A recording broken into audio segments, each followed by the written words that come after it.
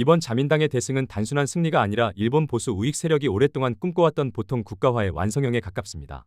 자민당은 이번 선거에서 개헌선인 3분의 2 의석에 육박하는 결과를 얻어내며 헌법 개정안 발의를 위한 고속도로를 깔았는데요. 이는 아베 신조 전 총리부터 이어져 온 강한 일본이라는 서사가 일본 대중의 불안 심리를 자극해 성공을 거둔 결과로 풀이됩니다. 특히 주목해야 할 지점은 일본 헌법 제2장 구조, 즉 무력 행사와 전쟁 포기를 명시한 조항의 무력화입니다. 자민당은 이번 승리를 바탕으로 자위대를 정식 군대로 승격시키고 적 기지를 직접 타격할 수 있는 반격 능력을 헌법에 명문화하는 작업에 박차를 가할 것입니다. 이는 그동안 우리가 알고 있던 방어 전용의 일본이 아닌 선제 공격이 가능한 공격형 국가로의 변모를 의미합니다. 일본은 북한의 미사일 위협과 중국의 팽창주의를 명분으로 내세우고 있지만 그 이면에는 경제적 침체와 내부 불만을 외부의 적과 군사적 긴장감으로 해소하려는 고도의 정치적 계산이 깔려 있습니다. 과거 군국주의 시절의 망령이 현대적 안보 논리로 둔갑하여 부활하고 있다는 비판을 피하기 어렵습니다. 특히 미국과의 관계 변화를 눈여겨봐야 합니다. 워싱턴은 중국을 견제하기 위해 일본의 재무장을 적극적으로 용인하거나 오히려 독려하는 분위기로, 이는 한미일 삼각 동맹 안에서 일본의 목소리가 커지는 결과로 이어지며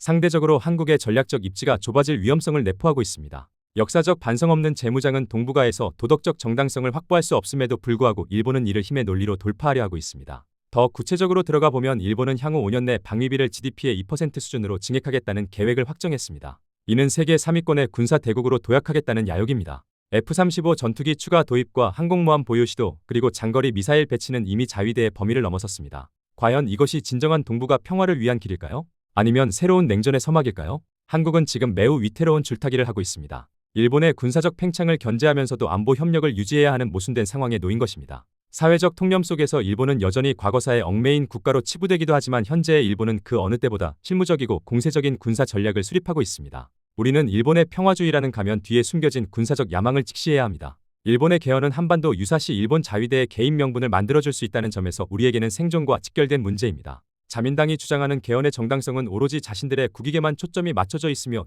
주변국의 우려와 과거사에 대한 책임은 철저히 배제되어 있습니다. 이러한 독단적인 행보는 결국 지역 내 군비 경쟁을 가속화하고 한일 간의 신뢰 관계를 근본적으로 파괴하는 촉매제가 될 것입니다. 이제 우리는 일본을 더 이상 수동적인 이웃으로 보아서는 안 됩니다. 일본은 전략적으로 치밀하게 움직이고 있으며 그들의 승리는 동북아 질서의 판도를 완전히 바꿀 것입니다. 우리가 소극적인 대응에 그친다면 한반도의 운명을 다시금 타국의 결정에 맡겨야 하는 비극적 상황이 반복될 수 있습니다. 여러분의 생각은 어떠신가요? 시청해 주셔서 감사합니다.